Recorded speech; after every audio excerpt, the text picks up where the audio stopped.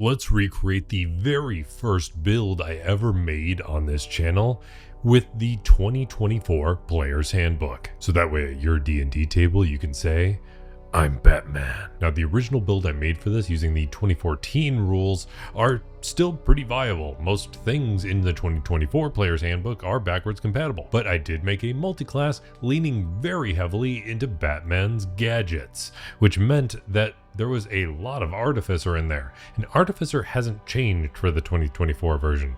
So we want to make sure we really lean into the new rules and focus less on the gadgets and more on recreating the general abilities while still getting the overall vibe of being Batman. And before we go too much deeper into this, if you like D&D related content, you like these videos, you like any of my stuff, feel free to subscribe or just interact with this video in any way, shape, or form, because it does help the algorithm. Whether you're commenting, liking, subscribing, hitting the notification bell, any of that stuff, it really helps. And we're going to start with the species, which is the old version of a lineage or race. And we're still going to be sticking with human. So you gain a heroic inspiration every time you finish a long rest, which basically allows you to reroll any roll in your game. You also gain the feature skillful, so you get proficiency in an additional skill. So we're going to grab insight so you better understand the inner workings of a criminal mind. And then you get the feature versatile, so you get to choose an origin feat, which is a slightly smaller list of feats that you can take right when you create a character. We're going to be sticking with a tried and true classic and going with tough. This gives us an extra 2 hit points of health per level of this overall build,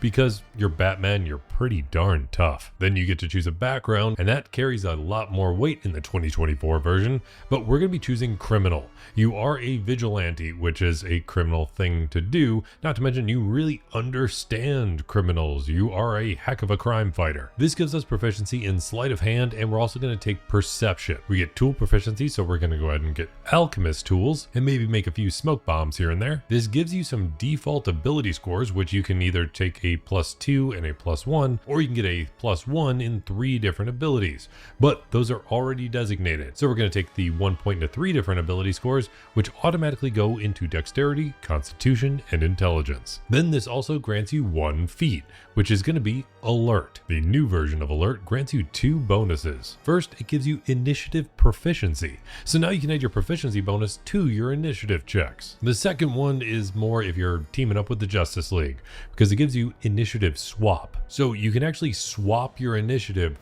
with an ally that's willing to do so. So if you really know that it's probably more important that Superman get the first hit, you can do that. Then when it comes to the rest of the ability scores, we're gonna have a point spread that looks like this. I know Batman's pretty darn strong, but we need to focus more on 1 physical skill, so it's gonna be dexterity. We need to be a bit more nimble and also very stealthy, so making sure we have enough dexterity to boost that up is gonna be important. Then when it comes to a starting class, you did kind of try to get initiated into the League of Shadows with Ra's al Ghul, so we're gonna start off with Rogue. This gives us 4 skill proficiencies right off the bat. So we're going to take stealth, because you're Batman, of course you need stealth. You need intimidation, because you need to intimidate the crap out of the other criminals that you're hunting down. I mean, the whole reason you're Batman is to help scare criminals, so you want to inflict fear, and intimidation is a great way to do that. We're going to grab acrobatics so you can hop around a bit better and have at least 1 physical skill. And then we really need investigation, because you are the world's greatest detective. Having investigation is kind of a necessity. Speaking of that, we also get expertise in 2 skills, which allows us to double our proficiency bonus with those skills. So we're going to boost up our stealth, because we really need to rely on that, and you are the world's greatest detective, so we need to make sure that you have double proficiency in investigation. Also at first level of Rogue, you get sneak attack. So now when you have advantage on an attack roll against an enemy and you're using a ranged or finesse weapon, you can deal extra damage. The damage is only an extra 1d6, but it would level up if you leveled up enough in Rogue. You also don't need advantage as long as you don't have disadvantage and there's one of your allies within 5 feet of the enemy you're attacking. So if you happen to have Robin backing you up or any of the Justice League. But if you're going solo, you can still manage to pull this off. One more thing you get at your first level of Rogue is Thieves' Cant, which is a special way that thieves talk. But this feature now also gives you an additional language to learn. So we're going to choose Goblin, because it seems like there's a lot of goblin bad guys in D&D, so learning the language of the criminals seems to be kind of the best route for Batman to go. Then the very last feature you get at first level of Rogue is Weapon Mastery. This is one of the new additions to the 2024 Player's Handbook. You can actually change what kind of weapon you have masteries with on a long rest being a rogue, but we want to focus mostly on having our grappling hook and our batarangs. So the grappling hook, the best way to replicate that as far as a weapon is by focusing on a whip. Having weapon mastery with a whip allows us to use the feature slow, as if you're using your grappling hook to kind of wrap around your enemy and really slow them down. So if you deal damage to an enemy with a whip, you wind up being able to slow them by 10 feet, but it can only be affected in this way once per turn. But as far as the batarangs, the best way to replicate that is probably just with straight up daggers. We're going to be relying on these pretty heavily though, and instead of wasting any additional levels or multi-classes or feats trying to do unarmed strikes as well, we're just going to pretend that you have batarangs in your hand most of the time. Daggers get the weapon mastery feature Nick. So if you have light weapons like a dagger in both of your hands, you can dual wield them, and usually you'd be able to attack as a bonus action, but thanks to the Nick weapon mastery feature, you can now do that as part of your action. You can still only do the dual wielding 2-weapon fighting stuff, so you can't get an offhand attack as your action and your bonus action, but it still means that your bonus action is now free to use even if you're still attacking twice as your action right from the get-go. Then at second level Rogue, you get Cunning Action. So now you can use that bonus action that you pretty much always have free at this point to dash, disengage, or hide. And then instead of taking our third level of Rogue, you kind of realize that the League of Shadows is actually a League of Assassins. So instead of taking the Assassin subclass, you just kind of say, nope, see ya Ra's al Ghul, I'm out of here, and blow up his house, and just kind of hope that his daughter doesn't later try to hook up with you and stab you in the ribs. So for now, we're going to wind up doing a multi-class, and we need to be able to stalk our enemies and hunt them down. So we're going to go ahead and multi-class into Ranger. Now, a lot of people are kind of hating on the new Ranger, but I like some of their new features. It's kind of cool. Rangers now get spellcasting right away, but we're going to save the spellcasting for one big chunk, so that way it's a little easier to break down. However, you do get one more skill by multi-classing into Ranger by taking Athletics, because there's not many others that is going to fit as far as Batman. Then at first level of Ranger, you get Favored Enemy. Now, this is a bit different than it used to be, because now it automatically grants you Hunter's Mark. You get to have it prepared, but it doesn't count against any of the spells that you know. And now you can cast it twice without expending a spell slot. And the amount of times you can cast it actually upgrades as you level up in Ranger. And you can still cast it using a spell slot if you really want to, but you regain all of your free expended uses whenever you take a long rest. Also at first level of Ranger, you get 2 more weapon masteries. So leaning into the grappling hook type of thing, or wanting to get a bit more long range with your grappling hook / really long range batarangs, we're going to lean into that by taking the hand crossbow, which grants you the weapon mastery feature Vex. So if you hit a creature with a hand crossbow and deal some damage, you actually gain advantage on your next attack roll against that creature before the end of your next turn. The other weapon mastery we're going to grab is longbow, just because we want to make sure we have a bit more long range if we need it, but that also grants us the weapon mastery slow, which we already got from having a whip. Then at second level of Ranger, we get Deft Explorer. This gives us 2 languages and expertise in 1 skill. So the expertise we're going to grab is Perception, because it's insanely valuable to have expertise in Perception. And then we're going to grab a couple more languages that criminals might really regularly use, like Deep Speech, although that might just be you talking really low to sound more like Batman and get the grumbly voice. But we can also grab Undercommon. Then we can choose a fighting style or Druidic Warrior. We're going to choose fighting style though. I want to make sure our batarangs are a little more useful, especially when we're throwing them out really quickly. So we're going to take Thrown Weapon Fighting. This adds a +2 to the damage of any thrown weapons. Then at third level of Ranger, we get to choose a Ranger subclass. And if you know anything about the subclasses, you know I gotta go with a Gloomstalker. And Gloomstalkers are all about lurking in the shadows and making their prey really just terrified of them. And that is pretty spot on for Batman. The first feature you get is Dread Ambusher, which grants 3 bonuses. The first one is Ambusher's Leap. So the first turn you take in combat, your speed is boosted by 10 feet. The second feature is Dreadful Strike. So once per turn when you hit an enemy with an attack, you can deal an extra 2d6 psychic damage as if you're really just terrifying them.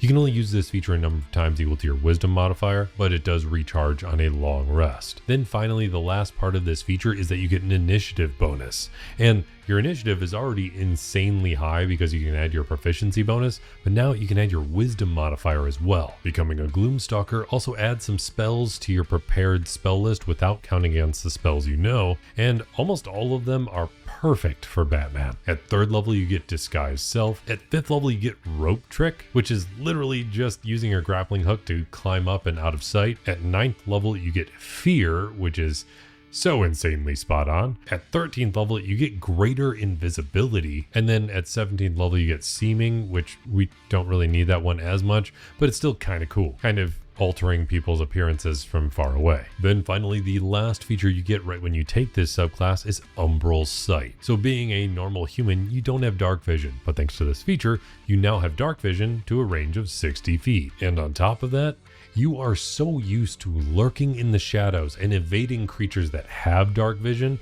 Any creature that's relying on dark vision to see you, yeah, you're completely invisible to them now. You can just meld into the shadows. Then at 4th level of Ranger, you get an ability score improvement. So let's go ahead and boost up our dexterity by 2 points. At 5th level of Ranger, you get extra attacks. So now you can attack twice as your action. But if you're throwing out a bunch of batarangs, you can now do it 3 times thanks to the Nick feature that you have from your weapon mastery. At 6th level, you get Roving. So now your movement speed is boosted by 10 feet all the time. And whatever your movement speed is, now gets added to your climbing and swimming speed. So now if you're climbing up the walls and hiding up high, it's a lot easier to do that thanks to this feature. At 7th level of Ranger, you get another feature from being a Gloomstalker called Iron Mind, granting you proficiency in wisdom saving throws. And that's pretty helpful for resisting fear for yourself, which is especially helpful for dealing with someone like Scarecrow. Then at 8th level of Ranger, we get another ability score improvement, so let's go ahead and max out that dexterity. At 9th level of Ranger, you get expertise in 2 more skills. So we're going to make sure we boost the heck out of our intimidation, so that way you can really terrify the criminals of Gotham. And then we're going to boost up our acrobatics because nothing else is going to help us as much. At 10th level of Ranger, you get Tireless. So you can spend an action to gain some temporary hit points of an amount equal to 1d8 plus your wisdom modifier. And you can use this action a number of times equal to your wisdom modifier. This Tireless feature also allows you to reduce a level of exhaustion on a short rest. Then at 11th level of Ranger, you get another feature from being a Gloomstalker called Stalker's Flurry. So the damage from your Dreadful Strike ability now upgrades to 2d8, and you can add a feature to that ability. You can either use Sudden Strike, granting you another attack against a different creature within 5 feet of the original target, or what I would probably use, Mass Fear. So that target that you hit with your Dreadful Strike, as well as any creatures of your choice within 10 feet of that target, have to make a wisdom saving throw. Otherwise, they're under the effect of the frightened condition until the end of your next turn. Then at 12th level of Ranger, you get another ability score improvement. And the newer version of Ranger relies much more on wisdom than the old one.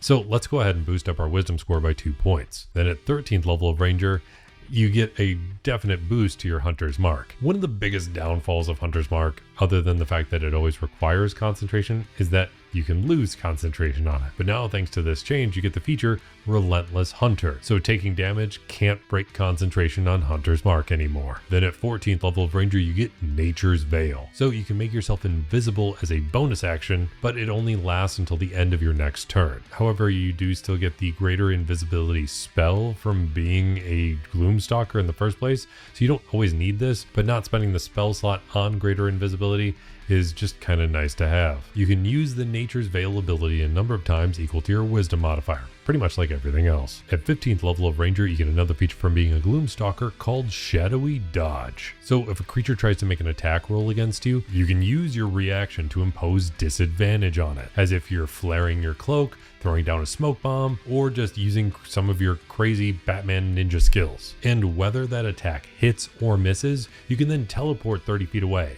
as if you're using your grappling hook to suddenly pull yourself away, or doing any sort of other crazy stuff. Frankly, I was tempted to multiclass again into Shadow Monk, but this feature allows you to get the teleportation that I wanted from being a Shadow Monk anyways, so it didn't make sense to need to multiclass, which is kind of rare for most of the stuff I've built. Then at 16th level of Ranger, you get another ability score improvement, so let's go ahead and boost up our Wisdom modifier again. And then again, I was gonna do another multiclass here. I was tempted to take a bit of Fighter just for a bit more versatility, but the last couple levels here of Ranger are kind of a big boost that I don't want to lose out on. Because at 17th level of Ranger, you get Precise Hunter. So now your Hunter's Mark spell also grants you advantage on any attack against anybody that's under the effect of it. And the 18th level feature of being a Ranger is Feral Senses. So now you have complete blind sight up to 30 feet, meaning that you can't be blinded in any way, and you always know what's around you. You have great spatial awareness. But now it's time to dive into those spells. It's kind of not Batman if you can't wrap up your enemies in something and string them up for the police to find later. So we're going to take Ensnaring Strike to wrap up your enemies just like we need. But we also want to make sure we can throw out a ton of batarangs at the same time, because it's kind of an iconic thing of like your cape flaring out behind you and you throwing them all out.